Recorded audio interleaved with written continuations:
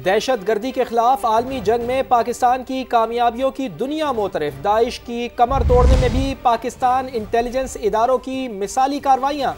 Pakistani intelligence के हाथों Daesh Khorasan को बड़ा धचका लगा है।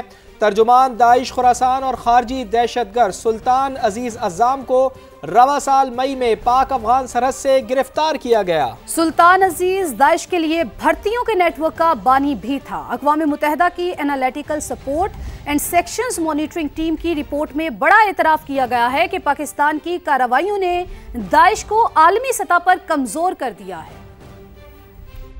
कामयाबी वो जिसे दुनिया माने। पाकिस्तानी इंटेलिजेंस के हाथों दाइश खुरासान को बड़ा धचका। दाइश खुरासान का तर्जुमान और खारजी दहशतगर्द सुल्तान अजीज अज़्ज़ाम धर लिया गया। तंजीम की ऑफिशियल मीडिया विंग अल अज़ाइम फाउंडेशन के बानी दहशतगर्द की पाक अफगान सरहदी इलाके से गिरफ्तारी। बड़ा एतराफ अक़वाम मुत्तहिदा की analytical support and section monitoring team की 16वीं रिपोर्ट में किया गया है। अल अज़ाइम फाउंडेशन दाइश खुरासान की भर्ती और प्रोपेगेंडा सरगर्मियों की मरकजी तंजीम शुमार होती है। UN रिपोर्ट के मुताबिक हालिया दिनों में पाकिस्तानी हुक्काम ने दाइश खुरासान के खिलाफ कई हाई प्रोफाइल गिरफ्तारियां की। उनमें सुल्तान अजीज अज़्ज़ाम की गिरफ्तारी 16 मई 2025 को की गई। खारजी अजीज अज़्ज़ाम की गिरफ्तारी के बाद दाइश खुसूसन वॉइस ऑफ खुरासान जैसे अहम प्रोपेगेंडा प्लेटफॉर्म्स की मीडिया सरगर्मियां भी मुअत्तल हो गई हैं। अक़वाम मुत्तहिदा की रिपोर्ट में यह भी वाज़ेह कहा गया है कि सुल्तान अजीज अज़्ज़ाम और सीनियर रहनुमा अबू यासिर अल्तर की गिरफ्तारी जैसे इक़दामात के नतीजे में दाइश की ऑपरेशनल ताकत कम हो गई। कई मंसूबाबंद हमले नाकाम बनाए गए। अहम कमांडर्स और कायदीन को खत्म कर दिया गया।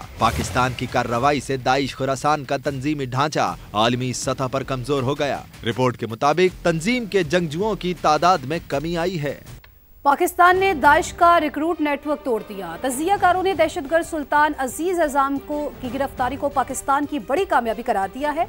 समा से गुफ्तगू में डॉक्टर कमर चीमा और कर्नल रिटायर्ड आबी लतीफ ने कहा कि आलमी अमन के लिए पाकिस्तान की कार्रवाइयां हमेशा कारआमद रही। सारी दहशतगर्द तंजीमें अफगानिस्तान में बैठी हुई हैं। पाकिस्तान ने इस शख्स को गिरफ्तार करके इस्लामिक स्टेट और जो लोगों को रिक्रूट करते हैं उस सारे के सारे नेटवर्क को उसको तोड़ा है।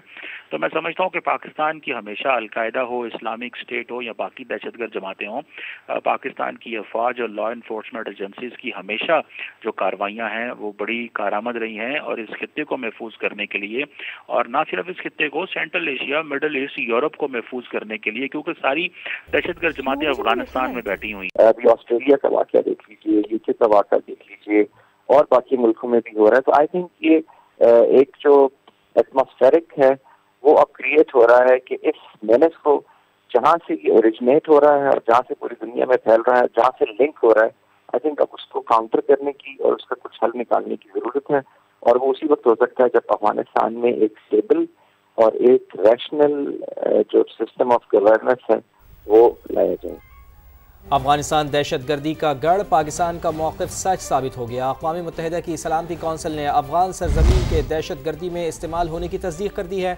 अपनी रिपोर्ट में कहा कि अफगानिस्तान में मौजूद दहशतगर्द ग्रुप दीगर ममालिक के लिए संगीन खतरा है।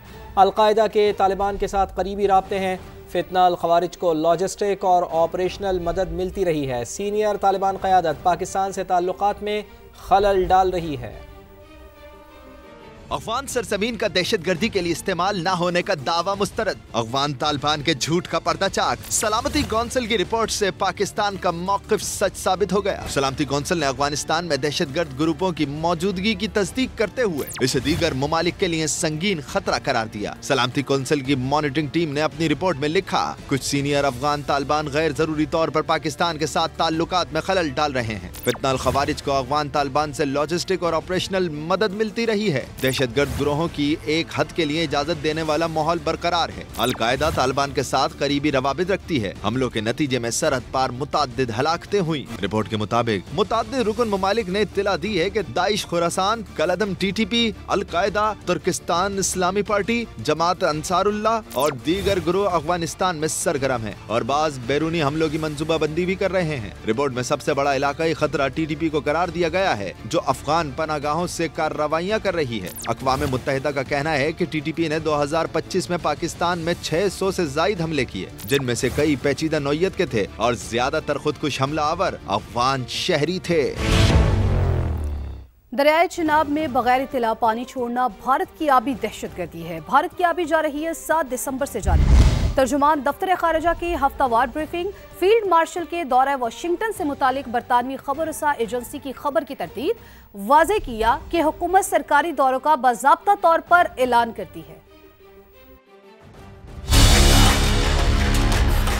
पाकिस्तान ने चीफ ऑफ डिफेंस फोर्सेस के दौरा वाशिंगटन से मुतालिक बरतानवी न्यूज एजेंसी रॉयटर्स की खबर को गलत करार दे दिया। तर्जमान दफ्तर खारजा ने कहा, CDF के किसी दौरे की मनसूबाबंदी या हतमी फैसले से मुतालिक कोई मुसद्दका मालूमात मौजूद नहीं। आला शख्सियात के सरकारी दौरों का हुकूमत पाकिस्तान बाज़ाब्ता ऐलान करती है।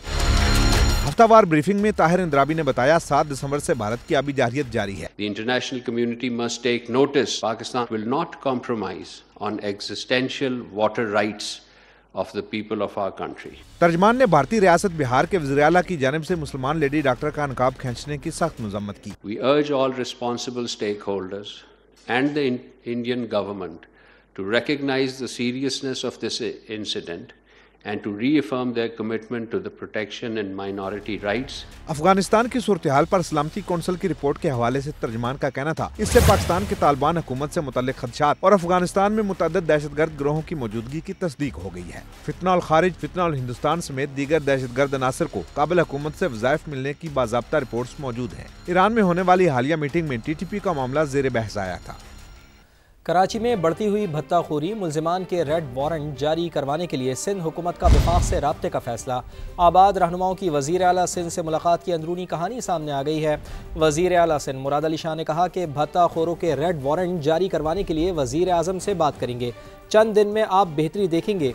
इजलास के दौरान IG सिंध गुलाम नबी मेमन ने मौक़िफ़ अपनाया कि बिल्डर्स एसोसिएशन ने पुलिस को भत्ते की कोई शिकायत नहीं की, जिस पर आबाद के चेयरमैन हसन बख्शी इजलास में ही FIRs दिखाने लगे, जिस पर IG सिंध ने कहा कि उन्होंने मुल्जिमान को हलाक किया है, जिस पर हसन बख्शी ने कहा कि जिनको आपने मारा है वो असल नहीं थे, हैंडलर्स तो बैरून मुल्क बैठे हैं। बंदे मारने के बावजूद भत्ताखोरी बढ़ गई है। आबाद रहनुमाओं ने भत्ताखोरों के नंबर्स, खुतूत और WhatsApp चैट डाटा भी सिंध हुकूमत को दे दिया है।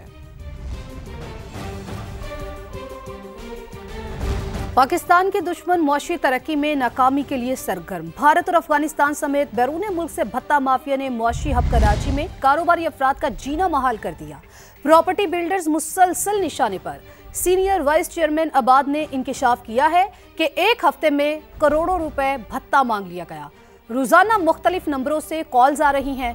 बिल्डर से लेकर कार शोरूम मालिकान तक सबको मुसलसल धमकियां दी जा रही हैं। खौफ फैलाने के लिए लोकल शूटर्स को इस्तेमाल किया जा रहा है।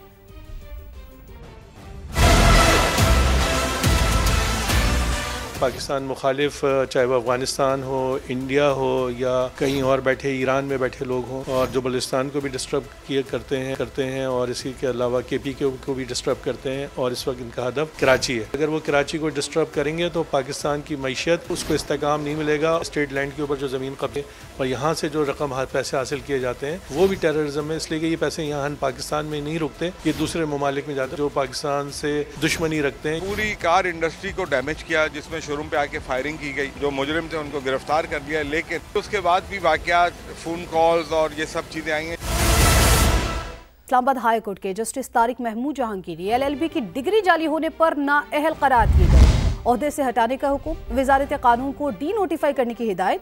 चीफ जस्टिस सरफराज डोगर और जस्टिस आजम खान पर मुश्तमिल डिवीजन बेंच का मुत्तफिका तहरीरी फैसला जारी।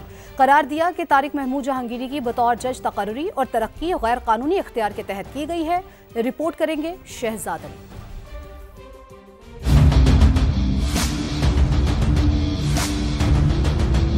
जाली डिग्री केस में जस्टिस तारिक जहांगीरी नाअहल, बतौर जज इस्लामाबाद हाई कोर्ट तकर्री गैर कानूनी करार। तारिक जहांगीरी फौरी तौर पर ओहदे से फारिग, डी-नोटिफाई करने के लिए वजारत कानून को हुक्म जारी। चीफ जस्टिस सरफराज डोगर की सरबराही में डिवीजन बेंच के 3 सफ़ात पर मुश्तमिल तहरीरी फैसले में करार दिया गया कि तारिक महमूद जहांगीरी एडिशनल जज मुकर्रर होते वक्त और मुस्तकिल जज बनते वक्त काबिल कबूल LLB डिग्री के हामिल नहीं थे। जब वो वकील बनने के ही अहल नहीं थे तो जज बनने के अहल भी नहीं हो सकते। इनकी तकर्री और तरक्की गैर कानूनी इख्तियार के तहत की गई। तारिक जहांगीरी इस्लामाबाद हाई कोर्ट के जज के ओहदे पर फाइज नहीं रह सकते।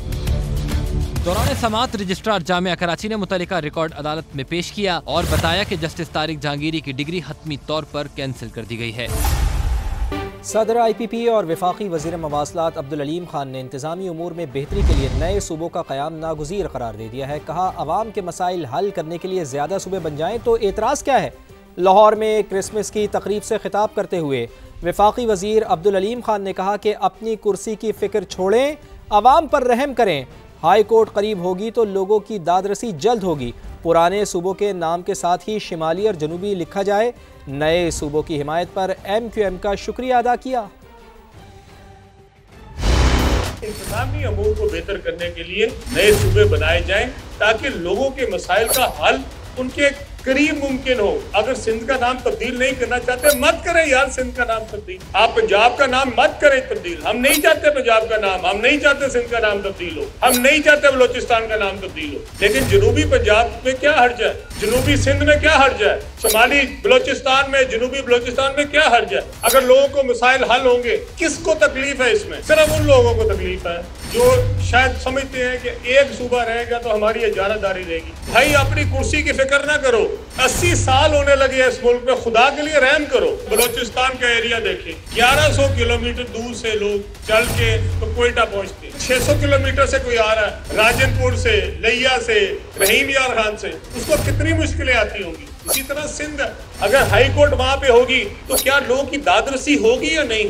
अगर वहां का IG होगा, वहां का चीफ सेक्रेटरी होगा, वहां पे सेक्रेटेरिएट होगा तो लोग ज्यादा अपने मसाइल जो है वो आसानी से हल कर सकेंगे। मैं दिल की गहराइयों से शुक्रिया अदा करता हूँ अपने MQM के दोस्तों का। उन्होंने कहा कि हाँ वाकई लोगों के मसाइल हल करने के लिए नए सूबे बनने चाहिए और हम बाकी जमातों के पास भी जाएंगे।